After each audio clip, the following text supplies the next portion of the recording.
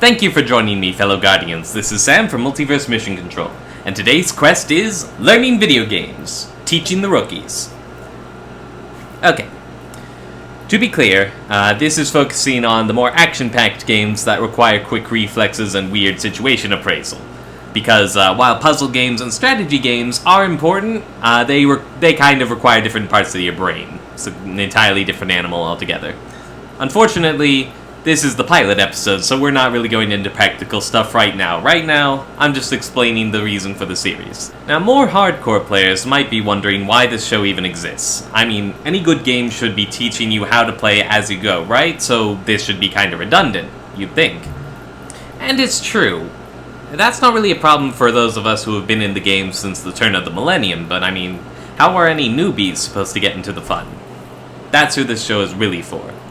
This is for anyone curious what all the fuss is about who, for some reason or another, felt blocked from getting into it. Have you ever tried introducing someone to the medium only for them to get discouraged because it seemed to go over their head? The problem is, for the experienced player, a lot of the tips, tricks, reflexes, and insider language that we've had to learn are pretty much second nature at this point. I mean, we don't even have to think about them. It's like going back and remembering how to breathe. I've had many odd challenges being the teacher in my various social circles when it comes to video games, and I think I've done decent, but there are also things that I'm looking back and I'm thinking, oh dear, could have done that better. So I think putting this show up is a way to better express the complex ideas I didn't quite nail the first time.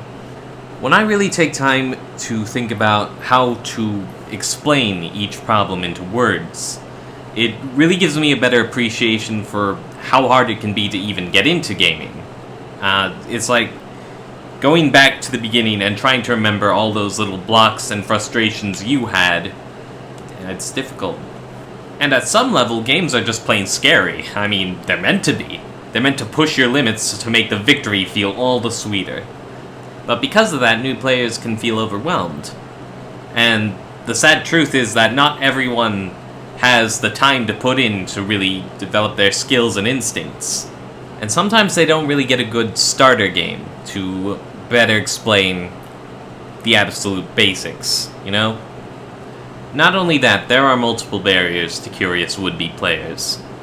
Like, for instance, there were the archaic gender politics that were around when gaming went on the rise. The standard was that video games were just for boys. So a lot of female players probably just felt shut out. And even though we have gotten a lot better over the years, there are still a lot of old tired movie tropes and sexist themes that could turn off many a female player. Older people may have difficulty picking up games because of decreased neuroplasticity, and games that require quick reflexes may literally prove exhausting. Watching the Fine Bros with the Elders react to God of War 3, they were starting to get winded, and God love them for hanging in there, for really giving it a try. And that's if an older player can even let themselves get immersed into the game without running into a barrier of jaded skepticism.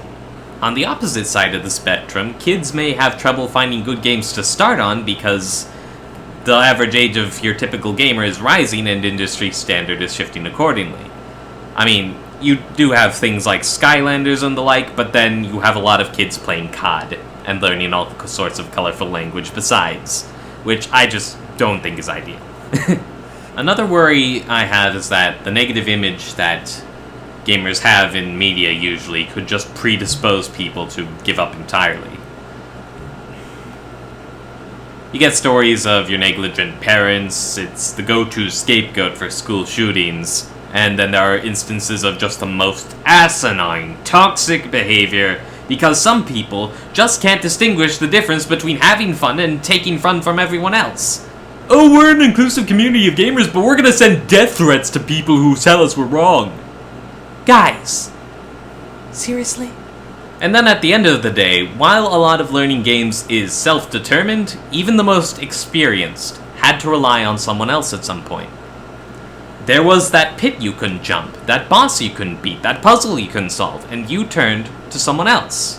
Whether it was a family member, a friend, or just game FAQs. We all needed someone to explain the logic or to show us how it was done. Learning how to play requires many complex steps and many new neural pathways, and when you're trying to get in and play with friends, you're dealing with all of those steps at once, rather than being able to learn them at your own pace.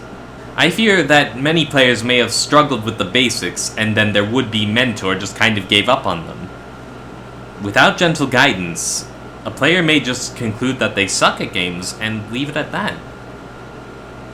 And for me, this is too sad of an ending to just leave it on.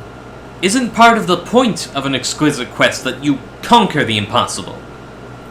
For me, the whole point of gaming is that you suck, at least initially. And yes, I'm aware that if you sink enough hours into any game, you will eventually master it. But, in the moment, you never know what's gonna happen. If winning were truly a foregone conclusion, what would be the point? You know what happened when I leveled too much in Skyrim? I was bored shitless. I had the One Punch Man problem. How are any of the tasks I'm doing supposed to have any meaning if I can just one-shot them? How am I supposed to take the world-ending Dragon God seriously when I can literally stop time and put him down with a few well-placed hammer charges? And then as I was so powerful, anything I couldn't change about the game, like how Maven Blackbriar is still walking around, or I can't whack the Daedra, that just grated at me. By contrast, one of the most exciting moments I've had in recent memory was playing 8-player Smash with friends. Skill is important, but in an environment that chaotic, there is also a heavy luck factor. I lost so many times. I never knew what was gonna happen next, and when I finally won one, I was just so filled with intense passion, I just whacked the floor repeatedly. It was awesome. Or perhaps a more personal example is when my friend and I were taking on the final boss of Castle Crashers for the first time. This bugger had 6 bloody stages to him, and he had killed us multiple times by this point. Not only that, this session took place in one of the last windows we had before I moved out.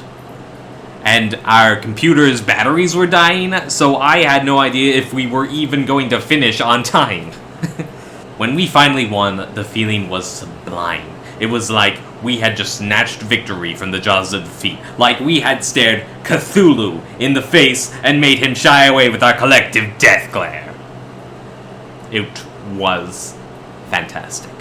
What I'm trying to say is that rather than quitting because you feel you're not good enough, you should embrace this time where you're still a noob.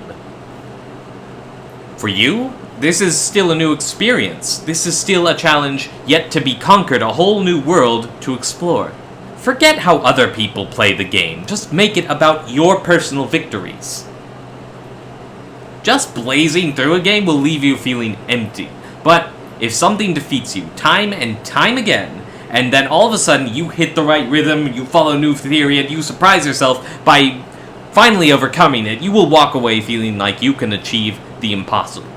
Struggle and fail numerous times, but that will make it all the sweeter when you finally triumph. This is a medium that I want to nurture, and more importantly, one that I want to be able to share with everyone. Some of the happiest and funniest times in my life happened around the console. I have had some of the most intelligent conversations of my life in this environment where everything is fun and the overthinky parts of your brain are distracted by the game. A positive game environment is just conducive to friendship in general, whether strengthening an already existing one or forming new ones. You can have chance encounters that blossom into camaraderie online, or showing how you get into the rhythm playing together. Skills from games keep popping up in my real life in the most random places. If someone lost something, I would remember all the ludicrous places I would find collectibles in games, and use that kind of lateral thinking to locate it. Puzzle games help me develop frameworks for those weird kind of formless problems you find in real life. Platformers, shooters, and other action games help me strengthen my hand-eye coordination, my precision, and my cool head under pressure.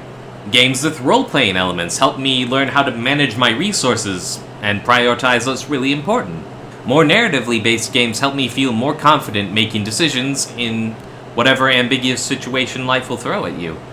And horror games help me feel more confident and badass in general because, I mean, hey, real life looks less scary when you've had a shambler right in your face. Am I right? Co-op games help you strengthen your communication skills, your empathy, and your sense of responsibility, and your role in the team. They also show that working with people can be a fun experience. Competitive games can be a great source of pride, but they also teach you how to anticipate reactions. In informal settings, they can even help you learn how to make concessions better, because while you can spam the B button until you beat them for the umpteenth time, they will eventually stop playing with you, so you learn how to keep the experience fun, but not, just completely slaughter them. And indeed, I must confess, it's this last part that particularly drives me. Because, becoming top dog of your group means nothing if you just have it forever because everyone gave up. It should be a title that you're constantly maintaining against opponents on your level, shooting even higher if you can. I want people around the entire world to know themselves for the badass heroes that they really are.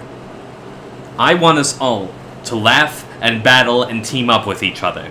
In an ideal world, we would flourish. We would be immortal, resilient, powerful, and ever welcoming. Spending afternoons with a nap, some music, and a good book, and the rest of the time in steampunk ships, mystical realms, alien worlds, and playgrounds of all kinds. Competing, cooperating, conquering, questing, just playing for the rest of eternity together. And the first step? Giving the newbies the tools they need to actualize their badass selves. So, I'll cover what I believe to be the absolute necessities in the first few episodes, and then after that I'll start taking requests, because, I don't know every problem that people have when they're learning, so I need some input. So if you want to give gaming the good old college try, and you have one or more areas in which you're struggling, please don't be afraid to leave it in the comments, and I will do my best to clear up the confusion and try to make the medium seem approachable again. Games are a unique way to stretch our perspectives, but sometimes we do need a little work to get there. And that's okay. So, thank you all for tuning in. Subscribe if you want to see more content like this. And remember, you all have the potential to get good. Peace out.